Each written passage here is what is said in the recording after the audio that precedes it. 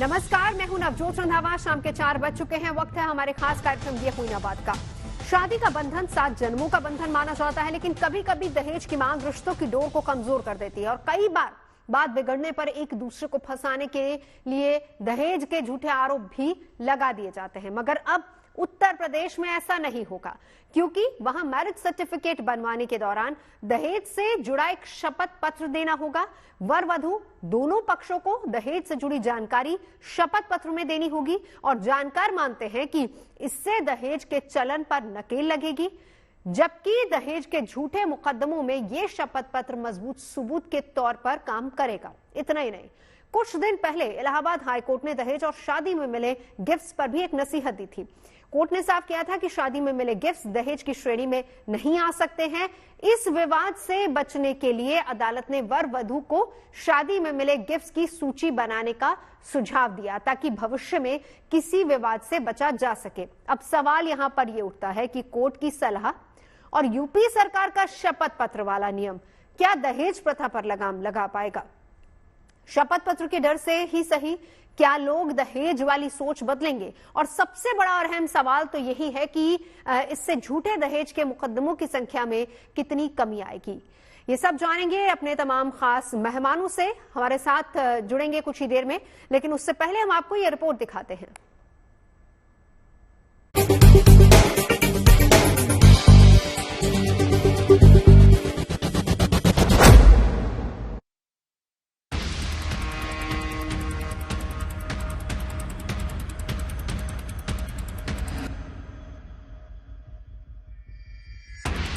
जिस देश में एक बड़े तबके की दुखती रग दहेज हो, उस देश को लेकर 2 खबरें चर्चा में हैं।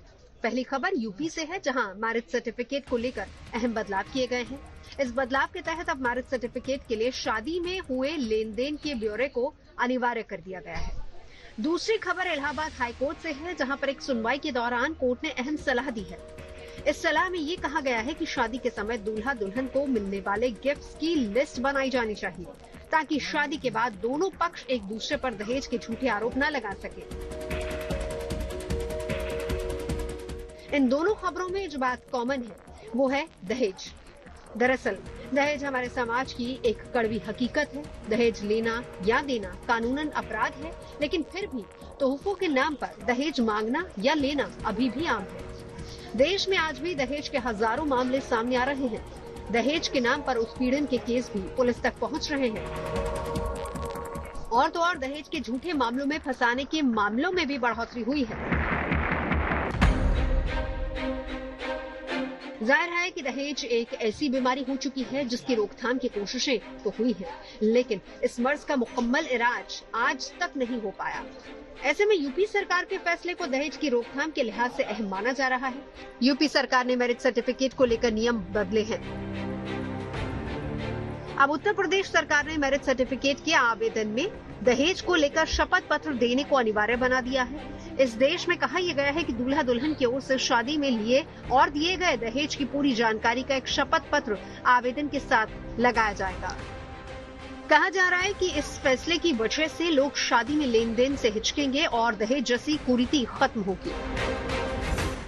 I think it's a good step. ये बहुत ही अच्छा स्टेप है यूपी गवर्नमेंट की तरफ से। इससे क्या होगा कि लोगों को अंदर अवेयरनेस आएगी and people will also understand. लोगों को ये भी समझ में आएगा कि क्या लिमिट है और कहाँ तक आपको कोई भी गिफ्ट अगर एक्सेप्ट करना है तो आप एक्सेप्ट कर सकते हो, क्योंकि ऑब्वियसली आप डाउरी तो नहीं डिक्लेयर कर सकते हो।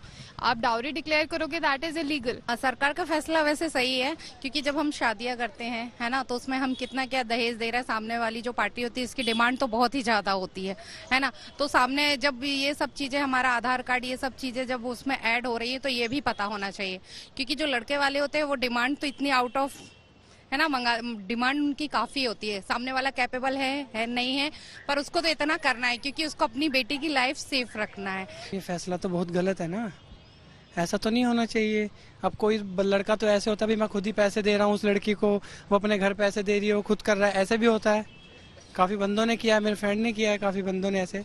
तो वो क्यों बताएंगे कि दूसरे भाई क्या ले रहे हैं क्या नहीं ले रहे? तो बहुत गलत है, ऐसा नहीं होना चाहिए। डिसीजन आर कंसर्न तो डिसीजन तो गवर्नमेंट ऑफ इंडिया बहुत कुछ लेती है और लेती आ रही है, बट सबसे बड़ी बात है कि उसके ऊपर कितना आप इम्प्लीमेंट करते हैं उसको।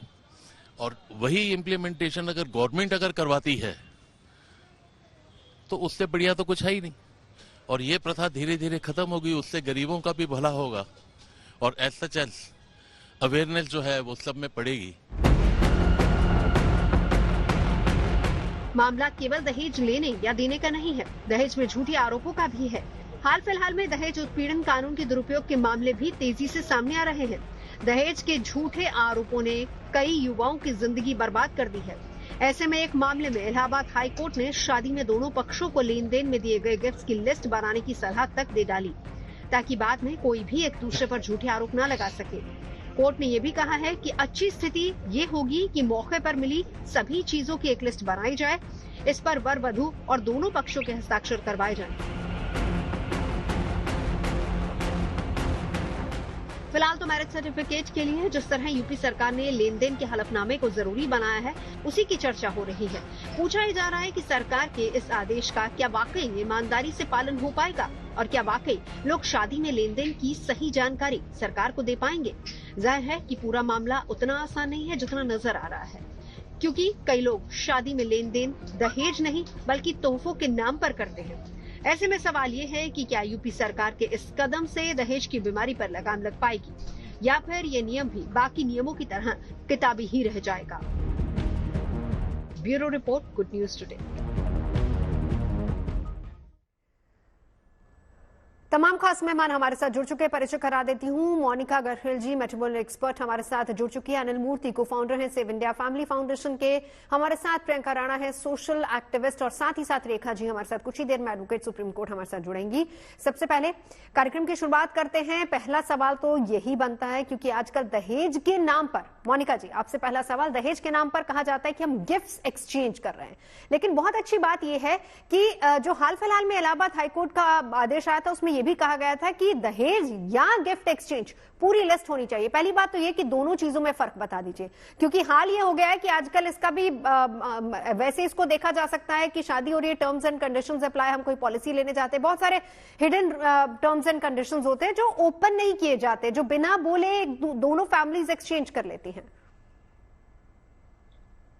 देखिए, ऐसा है कि dowry prohibition act which is DP 3/4, ये तो हमेशा से है। देना और लेना दोनों ही जो है जुर्म की श्रेणी में आते हैं, इट्स अ क्राइम। हावेवर ये बड़ी आजकल एक ट्रेंड बन गया है कि हम अपनी स्वेच्छा से या कहना चाहिए कि एक हमारी इच्छा या खुशी को जाहिर करने के लिए, बिकॉज नाउअडेज खुशी का पैमाना जो है वो मनी बन गया है कि हमने कितनी बड़ी शादी करी, उसमें कितने व्यंजन बने और कितने what kind of a big fat wedding we did for our daughter. और ये बहुत इंस्पायर्ड है आजकल बॉलीवुड की या इंडस्ट्री के बिग शॉट्स को देखकर, जिस तरह की शादियां होती हैं, तो उसमें हम बढ़ चढ़कर ये सब चीजें करते हैं और उसके बाद हम इसको दहेज का नाम दे देते हैं। तो बेसिकली हम कोई दहेज मांगा भी नहीं गया है और दिया भी उस उद्देश्य से नहीं गया था। हम सिर्फ जो है एक कहते हैं ना कि अपनी खुशी जाहिर करने के लिए कि बेटी विदा करते हैं तो बेटी को कहते हैं ना झोली भर के दीजिए, तो वो एक जो हमारे प्रथा चलती आ रही है उसके हिसाब से हम करते हैं। बट अनफॉर्चुनेटली ये रिजल्ट होता है आकर के जब थोड़ा सा रिश्तों में कोई बिटरनेस आती है या आपस में किसी बात पर वाद विवाद या मतभेद होते हैं, डिफरेंस ऑफ ओपिनियन है, ये हर रिश्ते में होती है। पर अब कानून इस तरीके से बन गए हैं, या कानून तो देखिए लड़की की रक्षा के लिए बने थे, पर अब इसका जो है आप देखें कि इतना दुरुपयोग शुरू हो गया है कि जरा सी कोई बात हुई, लड़की थाने पहुंच गई और थाने पहुंचकर जी कह दिया जी मुझे परेशान कर रहे हैं, मेरे पिता ने तो अपनी हैसियत से बढ़ चढ़कर इतने लाख रुपए की शादी करी थी। बिल्कुल। तो coming back to the subject कि अगर एक बार ये चीज हो जाएगी तो इससे एक तो सोशल सिक्योरिटी जिसको मैं कहती हूँ कि हो जाएगी दोनों ही पक्षों की, कि क्या दिया गया और क्या लिया गया। तो वो basically it is the exchange of gifts. First of all it is not dowry, वही बात है ना मोनिका जी। अब देखिए कि डाउरी का, बिल्कुल इस बात से कितना अग्री करती कि डाउरी की परिभाषा बदल दी गई है, उसको गिफ्ट्स में तब्दील कर दिया गया है, और इसीलिए कोर्ट ने भी अपनी इलाहाबाद हाई कोर्ट ने भी इसको लेकर बात कही है। और जो यूपी गवर्नमेंट ने सर्टिफिकेट के लिए अनिवार्य किया उसमें भी कहा है कि चाहे गिफ्ट्स हो या कोई भी चीज हो, आप लिखिए और फिर उस पर एफिडेविट पे साइन कीजिए। बिल्कुल, आई कंप्लीटली एग्री, और मैं बहुत होपफुल हूँ कि किसी हद तक जो हमारे, जिसको कि कहते हैं ना कि false cases, I am again reiterating कि फॉल्स केसेस, क्योंकि 2-4 साल बाद आप देखेंगे कि कोई भी इल्जाम साबित नहीं होते, इसमें बर्डन ऑफ प्रूफ जो है वो लड़की का होता है, कहीं से कहीं तक कोई चीज साबित होती ही नहीं, एक्विटल होता है पूरे परिवार का। पर इसमें काफी हद तक कमी आएगी। पर बिल्कुल, चलिए अब मैं ये लौटूंगी सवाल आपके पास मोनिका जी, चर्चा काफी लंबी है, मैं लौटूंगी। जरा अनिल मूर्ति जी को हम इंक्लूड कर लेते हैं। मोनिका जी का ये कहना है कि इसमें काफी हद तक कमी आएगी, लेकिन अनिल जी ये बताइए कितने परसेंटेज है उन लोगों की भारत में जो अपनी मैरिज को रजिस्टर करवाते हैं? ये भी तो एक सबसे बड़ा मुद्दा है ना, बहुत सारे लोग तो रजिस्टर करवाते ही नहीं है। यस यस, ये तो सही बात है आपने जो बोले हैं कि बहुत कम लोग, शायद 15-20% लोग करते होंगे जिनको पासपोर्ट चाहिए या जिनको फॉरेन जाना है, ऐसे ही लोग करते हैं। अदरवाइज ये कोई बहुत सारे स्टेट में है, मैंडेटरी नहीं है। तो ये इम्पोर्टेंट है कि ये बहुत जरूरी है कि शादी की जो रजिस्ट्रेशन है वो फोर्स किया जाए, और उसके साथ साथ पूरा लिस्ट जो गिफ्ट एक्सचेंज हुए हैं उसका लिस्ट बनाया जाए। ऊपर से ये भी डिक्लेरेशन दिया जाए कि हेल्थ की डिक्लेरेशन हो जाए। जितनी ज्यादा डॉक्यूमेंटेशन होगी उतनी अच्छा रहेगा फॉर द, मतलब मैरिज का जो सिक्योरिटी के लिए बोलिए या मैरिज का हेल्थ के लिए बोलिए, जितना डॉक्यूमेंटेशन होता है। क्योंकि पहले जमाने में ऐसा होता था ना कि लोगों ने अपनी बात तो दे दिया है, I have given my word, मैंने अपनी बात रखी है एंड एवरीथिंग, मतलब मुंह से होता था। लेकिन आजकल वो सब डॉक्यूमेंटेशन हो जानी चाहिए। हेल्थ की क्या स्टेटस है, नौकरी की क्या स्टेटस है, एजुकेशन क्या पढ़े हैं, क्योंकि बहुत बार ऐसे होता है ना कि एजुकेशन के बारे में भी, अपनी पढ़ाई के बारे में भी लोग गलत इंफॉर्मेशन देके शादी कर लेते हैं, राइट। ऐसे सब बहुत सारे टॉपिक्स है, तो ये सबको हम डॉक्यूमेंटेशन करना चाहिए।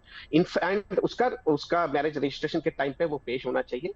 एंड अनदर थिंग, हम मतलब मुझे जो लगता है कि ऐसा भी हो कि हमारी एक विवाह की एक मोबाइल ऐप बन जाए जो भी उसमें हेल्प करेगा। कोई भी इंफॉर्मेशन आप उसमें अपडेट करना चाहते हैं, कोई भी, जैसे कि कोविड के टाइम में हमारी जो आधार सेतु वाला ऐप बना था तो कितना आसान हुआ था लोगों को, ऐसे एक ऐप भी बन जाए तो ये बहुत। लेकिन अनिल जी, सबसे पहली प्राथमिकता तो ये है, देखिए बार बार हर कोई ये कहता है कि आप अगर शादी करते हैं, हमारा कानून भी कहता है, तो आपको अपनी मैरिज को रजिस्टर करवाना जरूरी है। ये हमारे कानून में भी बात लिखी हुई है, चाहे वो हिंदू मैरिज लॉ की बात कर ले, चाहे या फिर मुस्लिम्स में भी ये बात कर ले, आपको मैरिज को रजिस्टर कराना जरूरी है। लेकिन वही तो नहीं हो रहा है।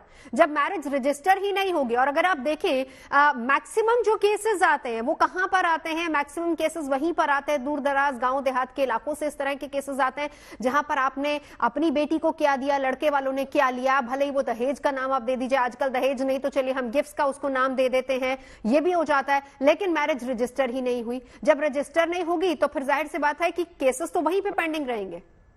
देखिए, कोई फाइन लगाना पड़ेगा, कोई कुछ ना 5,000, 10,000, 20,000, कुछ ना कुछ फाइन लगाना पड़ेगा लोगों को फोर्स करने। जैसे सोचिए इनकम टैक्स, लोग इनकम टैक्स फाइल नहीं करते थे या कुछ, उसमें फाइन आजकल वो सब प्रावधान है, तो हमें कुछ फाइन लगाना पड़ेगा और उसके बाद कुछ एक्शन देना पड़ेगा। ऐसे नहीं है कि ये सिर्फ रजिस्ट्रेशन हो, लोकल पोस्ट ऑफिस में रिकॉर्ड दे सकते हैं। जैसे सोचिए कोई देहात इलाका है तो वहां पे लोकल पोस्ट ऑफिस में आप पूरा एकदम एक पूरा फॉर्म भर दो और डिटेल्स के साथ वेडिंग का कार्ड है और अपना जो शादी का कार्ड और शादी का जो भी फोटोग्राफ्स कुछ डाल दो। तो ये करना जरूरी है। एंड ये जो यूपी सरकार ने किया है, मुझे लगता है मैं एक्चुअली हम इंतजार, बिल्कुल अनिल जी, मैं इंतजार रेखा जी का भी कर रही हूँ, सुप्रीम कोर्ट की एडवोकेट हैं, क्योंकि कानून क्या कहता है वो भी समझेंगे। और एक बड़ा अच्छा पॉइंट आपने यहाँ पर उठाया कि आप अपने लोकल पोस्ट ऑफिस में जाकर भी दे सकते हैं। ऐसा प्रावधान होना चाहिए। क्या इसको इंक्लूड किया जाता है, जाएगा या नहीं, आगे बात करेंगे। प्रियंका जी, आपको इंक्लूड करना चाहूंगी, सोशल एक्टिविस्ट हैं आप, किस तरह के मामले आते हैं हाल फिलहाल में? और ये जो दो पॉइंट्स जिसको लेकर आज हम बहस कर रहे हैं, पहली बात तो यूपी सरकार की तरफ से जो ये कहा गया है कि मैरिज सर्टिफिकेट के लिए आपको लिस्ट प्रॉपर देनी होगी, एफिडेविट पर साइन वहां पर करना होगा, कितना लिया कितना दिया, लेन देन। और दूसरी बात, यही बात कोर्ट ने भी अपने सुझाव में बात कही है। देखिए नवजोत, अगर आप गांव देहात में जाएंगी और अगर आप मैरिज को ध्यान से देखेंगी तो वहां पे एक रिचुअल होता है जिसके अंदर पहले लिस्ट बनाई जाती थी। तो ऐसा नहीं है कि लिस्ट नहीं बनाई जाती है, समाज के काफी लोग होते हैं, सारे रिश्तेदार होते हैं, वहां पर एक लिस्ट बनती थी और जो गिफ्ट दिए जाते थे वो सब चीजें फॉर्मली लिखा जाता था। लेकिन अब बात आती है कि सरकार इसको रजिस्टर करना चाहती है और ये चाहती है कि एक डॉक्यूमेंटेशन बने जिससे कि आगे फ्रॉड ना हो। तो पहले जो होता था आपका जो मैरिज सर्टिफिकेट था वो किस में यूज होता था? वो आपका पासपोर्ट में यूज होता था, बैंक अकाउंट अगर आपको खुलवाना है उसमें यूज होता था, और अगर आपके साथ कभी फ्रॉड भी होता था तो आप कोर्ट पे जाकर के आप मैरिज सर्टिफिकेट दिखा सकते थे कि भाई हाँ हमारी शादी हुई है, इस तरह से वो प्रूफ भी माना जाता था और उसमें भी आपका काफी फायदा होता था। लेकिन अब जो योगी सरकार ने, यूपी गवर्नमेंट ने जो किया है कि जो आपको दहेज का जितना भी ब्यूरो है वो देना पड़ेगा।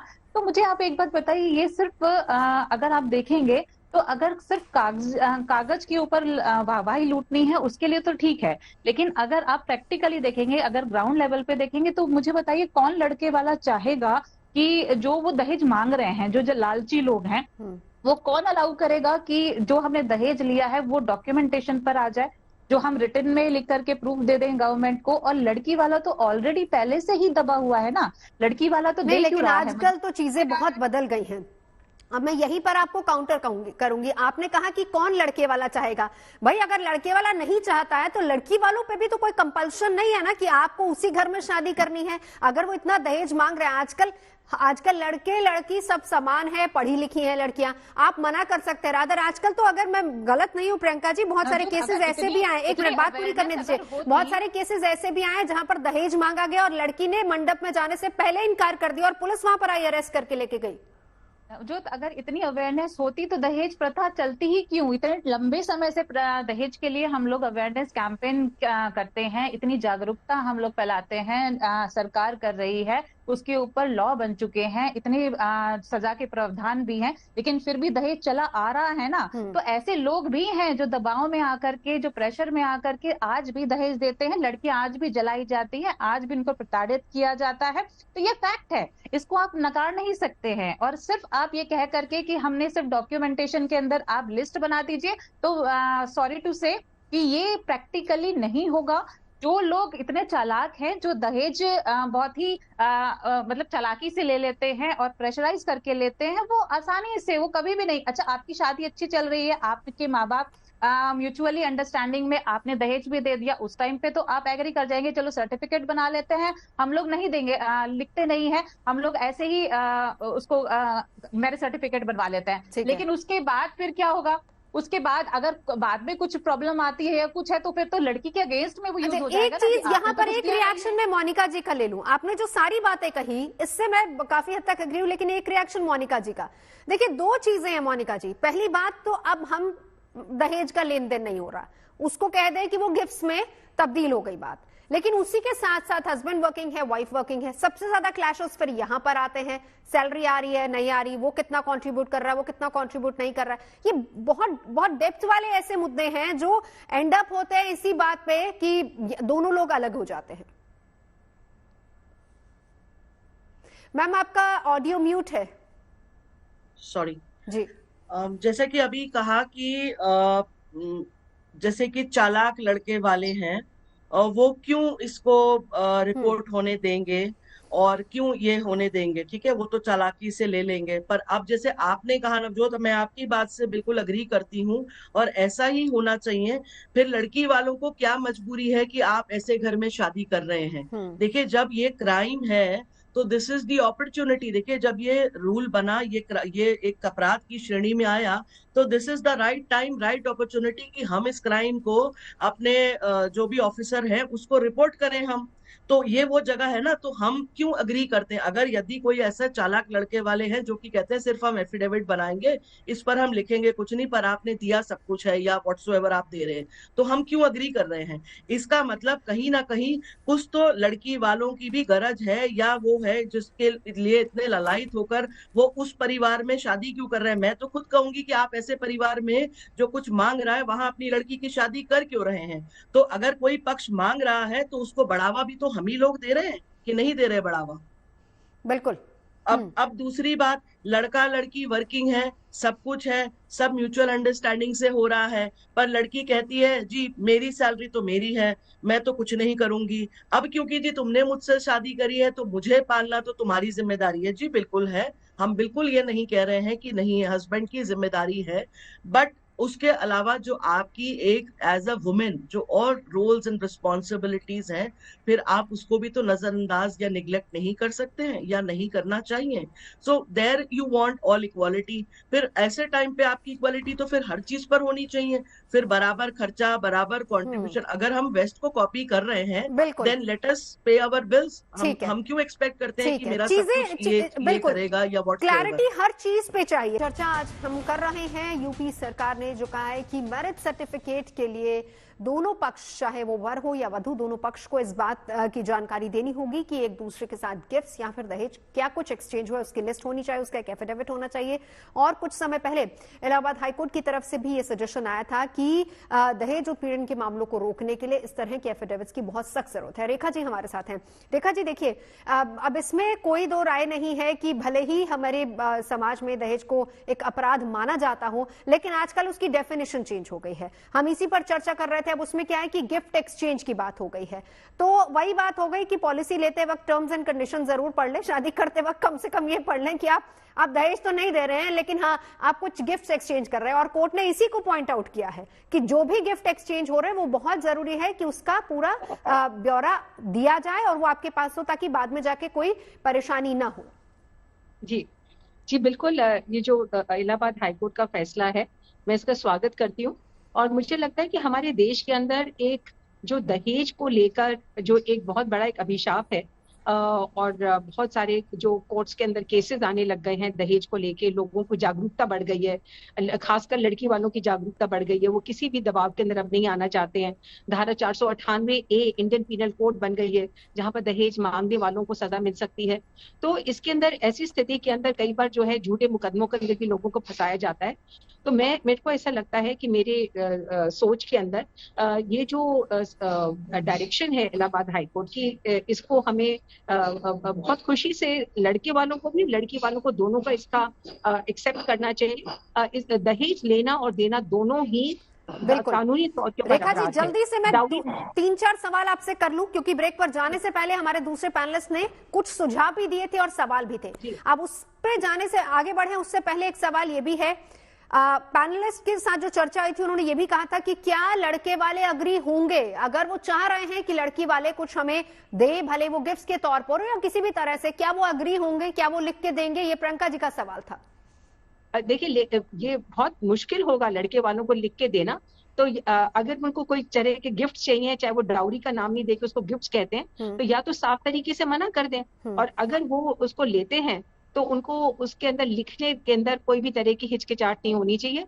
दोनों बात नहीं हो सकती कि चित भी मेरी पद भी मेरी, मैं गिफ्ट्स लूंगा भी, लड़के वाले कहें कि हम गिफ्ट्स भी लेंगे, चाहे हम उसको दहेज का नाम नहीं देंगे पर हम उसको लिख के नहीं देंगे। तो ऐसी सिचुएशन के अंदर लड़की वालों को सजग हो जाना चाहिए, जो दुल्हन वाली साइड है उनको सजग हो जाना चाहिए कि भाई इसके अंदर जो दूसरी साइड है उनकी जो मंशा है वो साफ नहीं है। अगर आप कोई चीज ले रहे हैं तो उसके अंदर गिफ्ट को लेने के अंदर कोई क्राइम नहीं है। अगर आप लिख के देते हैं कि जी हाँ जी शादी के अंदर ये चीजें हमें लड़की वालों के ने एक गिफ्ट के तौर के ऊपर हमको दिए, चाहे हमें उसको ये डिमांड उसकी नहीं करिए, पर हम इस बात को एक्सेप्ट करते हैं कि हमको ये चीजें मिली हैं। तो लड़के वाले अगर कोई भी तरह की हिचकिचाहट करते हैं तो ये तो अलर्ट हो जाना चाहिए। अब दूसरा सवाल यहाँ पर ये रेखा जी कि क्या हमारे देश में कितनी शादियां रजिस्टर्ड होती है? रजिस्ट्रेशन भी तो बहुत एग्जैक्टली बहुत कम शादियां रजिस्टर होती हैं, जबकि हिंदू मैरिज एक्ट के अंदर रजिस्ट्रेशन का प्रावधान है। और अब तो सरकार इतने रोज जो फैसले आते हैं, कोर्ट्स के फैसले आते हैं, उनके अंदर कई बार जो लड़की वाली और लड़के वाले दोनों पक्षों को ये प्रॉब्लम होती है कि शादी रजिस्टर नहीं है, और जो भी अपनी जिम्मेदारी से भागना चाहता है वो कहता है कि मेरी तो शादी तुम्हारे साथ हुई नहीं, ये रजिस्टर नहीं है। पर लोग जो है इसकी गहराई को नहीं समझते। सिर्फ ज्यादातर जो मेरा एक एक्सपीरियंस है, मैंने देखा कि जिन लोगों को विदेश जाना होता है, वीजा चाहिए, वीजा जाने के लिए प्रॉब्लम आ रही है, कोई जॉब लेना है, वही लोग जो है ज्यादातर रजिस्टर करवाते हैं, शादियां रजिस्टर करवाते हैं। अनिल जी हमारे साथ पैनलिस्ट मौजूद है, उनका ये कहना था कि कानून में कुछ इस तरह का संशोधन भी होना चाहिए कि अगर आप रजिस्ट्रेशन नहीं करवा रहे तो कम से कम आपके लोकल पोस्ट ऑफिस में इस तरह का कोई सेल बने जहां पर ये जानकारी हो कि ये शादी है और ये रजिस्टर्ड है उनके पास। क्या संशोधन की जरूरत है अब इस कानून में? नहीं, देखिए मैं इसको संशोधन की जरूरत नहीं समझती हूँ, क्योंकि अभी भी जो मैरिज रजिस्ट्रेशन का जो प्रोसीजर है बहुत ही सिंपल है। तो अगर कोई व्यक्ति इतना भी कष्ट नहीं उठाना चाहता तो उसके लिए और कोई संशोधन करके कानून में जरूरत नहीं है। जो एक मैरिज ऑफिसर जो होता है आपके इलाके के अंदर, जैसे आप पोस्ट ऑफिस में जाते हैं उसी तरीके से आप अपने मैरिज ऑफिसर के पास भी जाके आपको सिर्फ एक फॉर्म भर के देना है, एक एफिडेविट भर के देना है कि जी हाँ, हमारी फलाने लड़के या फलानी लड़की के साथ हमारा विवाह हुआ है, ये शादी की फोटो लगानी है, अपना एफिडेविट देना। एक इतना सिंपल प्रोसीजर होता है ना, उसके अंदर कुछ खर्च लगता है, तो इतना तो हर व्यक्ति को करना ही चाहिए अपनी खुद की सेफ्टी के लिए। तो कुछ और इस तरीके से मुझे नहीं लगता कि और संशोधन की जरूरत है। अनिल जी को इंक्लूड कर लेती हूँ। अनिल जी, इसका जवाब रेखा जी ने दे दिया। अब सवाल यहाँ पर ये है कि क्या गारंटी है कि दोनों पक्ष सही जानकारी दे रहे हैं? देखिए, मोनिका जी से जब ब्रेक पर जाने से पहले मैंने सवाल किया था और उसके बाद एक सवाल आप तीनों के लिए छोड़ा था, वो यही था कि आजकल जो सबसे बड़ी समस्या है वो ये है कि शादी कहाँ हो रही है। अब शादी एक बहुत वेल ऑफ लड़का, वेल ऑफ फैमिली है या फिर बहुत ऊंचे ओहदे पे लड़का है, लोग इसको नहीं छोड़ना चाहते, ये आज भी हमारे देश में सोच है। तो जाहिर सी बात है कि उस रिश्ते को हम छोड़ना नहीं चाहते, और उसमें अगर एफिडेविट भी बनाना है तो उसमें क्या क्या ये गारंटी होगी कि दोनों पक्षों ने सही एफिडेविट बनाया है, जानकारी सही दी है? देखिए, इसमें हमें ऐसा देखना पड़ेगा कि पहले से कानून में यह प्रावधान है कि there is a dowry prohibition officer. Okay, dowry prohibition officer जो होना चाहिए डिस्ट्रिक्ट लेवल पे, ब्लॉक लेवल पे, तो वो जाए वहां पे इंस्पेक्ट करे, रेड करे रैंडमली, मतलब हर शादी में तो नहीं जा सकते, लेकिन देखिए 100 शादी में से एक शादी में जाएंगे, वहां पे चेक करेंगे कि क्या उन्होंने इन्फॉर्मेशन सही दिया है नहीं दिया है, वो इन्वेस्टिगेशन कर सकते हैं। जैसे कि सोचिए इनकम टैक्स के केस में ये सब में भी रेड होता है ना रैंडमली, तो सेम वे हमें वो स्ट्रक्चर लाना है जो पिछले मतलब इतने दशक हो गए हैं डाउरी प्रोहिबिशन ऑफिसर्स के लिए हम भी डिमांड कर रहे हैं, तो उनको अपॉइंट करना जरूरी था। तो ये चीज लाना बहुत जरूरी है, अदरवाइज लोग तो भरेंगे नहीं, गलत इन्फॉर्मेशन डालेंगे या ब्लैंक छोड़ देंगे, ये तो होने का रिस्क है ही। ये रिस्क है, डाउरी प्रोहिबिशन। एक बार प्रियंका जी आपसे यही सवाल, गारंटी क्या है कि दोनों सही जानकारी भरेंगे और सिर्फ फॉर्मेलिटी तक नहीं सीमित रहेंगे? देखिए नवजोत, पहले तो होना बहुत कुछ चाहिए। सबको पता है, देश के अंदर इतनी जागरूकता तो फैला दी गई है कि दहेज जो है हमारे समाज के लिए एक अभिशाप है, लेकिन उसके बावजूद भी ऐसे लालची लोग हैं जो आज भी लोगों को प्रताड़ित करते हैं, दहेज लेते हैं और ऐसी कुप्रथा को चलन में लागू करते रहते हैं। तो इस तरह की चीजें हैं। अब आपने कहा कि ये होना चाहिए, कैसे होगा, ये मैं तो पहले इस पे क्वेश्चन मार्क लगा चुकी हूँ। ये सिर्फ एक कागजी वाहवाही लूटने की चीजें हैं। सिर्फ अगर आप ग्राउंड लेवल पर जाकर देखें, क्योंकि मैं काम करती हूँ, जो दहेज लेते हैं वो लोग इतने क्या वर्ड उनके लिए यूज कर, शातिर होते हैं, क्रिमिनल माइंडेड के लोग होते हैं कि वो आपको कभी भी ऐसी भनक भी नहीं होने देंगे। पहले आपको इतना अच्छा सब कुछ दिखाएंगे, उसके बाद आपका सब कुछ लेकर के। देखिए, कोई भी माँ बाप नहीं चाहता कि हमारी जो बेटी है वो ऐसे लालची घर के अंदर जाए जहां पर वो बाद में प्रताड़ित भी हो, उसको परेशानी हो और उसका पैसा भी रख लिया जाए और वो बाद में माँ बाप के घर वापस आ जाए। लेकिन ऐसा होता है, ये फैक्ट है। और आप ये देखिए ना, चाइल्ड मैरिजेस कितने आज भी कितने स्टेट्स हैं, कब से इसके अगेंस्ट में लॉ बना हुआ है, लेकिन आज भी चल रही है। आप राजस्थान चले जाइए, आप हरियाणा चले जाइए, आप बंगाल चले जाइए, ये ऐसी स्टेट्स है जहां पर इस तरह की कुप्रथा आज भी है। और दहेज भी ऐसी, बॉलीवुड की आप मूवीज देख लीजिए, कितने ऐसी मूवीज बनी है जिस इसकी जानकारी है कि आप ऐसे लोगों से शादी मत कीजिए। बिल्कुल, हकीकत में भी आता है, क्योंकि आपने खुद कहा कि आप ये फेस करती है और अपना एक्सपीरियंस आप शेयर कर रही हैं। मोनिका जी, रिश्तों की डोर जब दो परिवार मिलते हैं ना, बहुत कच्ची होती है और दोनों परिवार ये नहीं चाहते हैं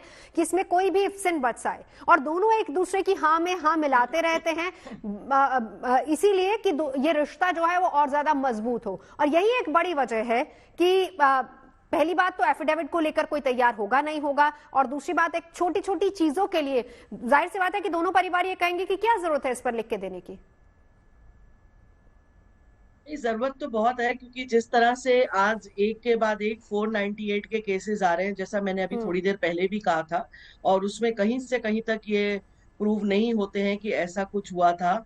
और अब इसको, जबकि 498 की डेफिनेशन में रेखा जी भी इस पे से आई थिंक इस पे और प्रकाश डाल सकती हैं कि कहीं से कहीं ये डाउरी वर्ड का इस्तेमाल नहीं है, पर माना ये जाता है कि अगर हम किसी विमेन को हरेस कर रहे हैं या क्रुएल्टी कर रहे हैं, so it is in demand और it is in lieu of something, right. पर वो 498 के केस आप देखिए एक के बाद एक कितने आ रहे हैं और अल्टीमेटली एक्विटल होते हैं उसमें। बहुत रेयर केसेस हैं, हार्डली 3% आई वुड से कि जिसमें कि ये साबित होता है कि ऐसा कुछ पाया गया था। तो कहीं ना कहीं ये डॉक्यूमेंट जो है ये आगे जाके जब भी 498A लगाई जाएगी किसी भी पक्ष से, अगर लड़की ही लगाती है तो कहीं ना कहीं ये डॉक्यूमेंट काम आएगा। और डॉक्यूमेंट जिस तरह से यूपी सरकार ने ये किया है इसके ऊपर एक मैंडेट डालना चाहिए, जैसे कि अनिल जी ने भी कहा कि it's some kind of a fine कि अगर वो नहीं करा रहे हैं और ये शपथ पत्र क्या नहीं दे रेखा रहे जी हैं। फाइन की अब अगर जरूरत आप है? और दूसरा एफिडेविट पे मोनिका जी वक्त की कमी, एक लास्ट रिएक्शन रेखा जी से लेना है, क्या फाइन की जरूरत है? पहली बात। दूसरी बात, क्या इसको मैंडेटरी नहीं कर देना चाहिए कि आपका मैरिज सर्टिफिकेट बहुत जरूरी है? और तीसरी बात, क्या इससे दहेज प्रथा या फिर ऐसे केसेस में कमी आएगी? संक्षेप में रेखा जी। देखिए, मैं तो ये कहूंगी कि कोई भी ये सकारात्मक स्टेप अगर कोई कोर्ट्स लेती हैं या सरकार कहती है तो उसको लोगों को उसको पॉजिटिवली एक्सेप्ट करना चाहिए। शुरू के अंदर कोई भी चीज को एक्सेप्ट करना मुश्किल लगता है और लगता है कि पता नहीं हम किस कानूनी दावपेच में फंस रहे हैं, पर ये दोनों साइड्स के लिए ही फायदेमंद रहेगा। और लड़की वालों को इस बात का स्वागत करना चाहिए कि आगे जाके, अभी फिलहाल हमें कोई तरह की मुश्किल हो सकती है शादी को रजिस्टर करवाने के अंदर या अपने जो गिफ्ट्स हमने लिए हैं उसके बारे में लिखने के अंदर, पर इसके अंदर जो भी कोई चीज जो लिखी भी होती है वो ही काम आती है। और अगर आप उसको स्टैम्प पेपर के ऊपर, एफिडेविट का मतलब ही होता है कि जो मैं कह रहा हूँ या कह रही हूँ वो सच कह रही हूँ, वो रिटन डॉक्यूमेंट बहुत जरूरी है। चलिए, वक्त की कमी है, तमाम खास मेहमान हमारे साथ जुड़े, इसके लिए बहुत बहुत शुक्रिया। तो इलाहाबाद हाईकोर्ट का सुझाव हो या फिर यूपी सरकार की तरफ से दिया गया ये सुझाव कि मैरिज सर्टिफिकेट तभी बन पाएगा जब आप लिखित रूप से देंगे कि दोनों पक्षों ने एक दूसरे को कितने गिफ्ट दिए, वो सारी डिटेल होगी। क्या इससे समाज में दहेज प्रथा या फिर इस तरह के मामलों में कमी आएगी नहीं आएगी, ये वक्त बताएगा, लेकिन एक अच्छा कदम है कोर्ट और सरकार दोनों की तरफ से।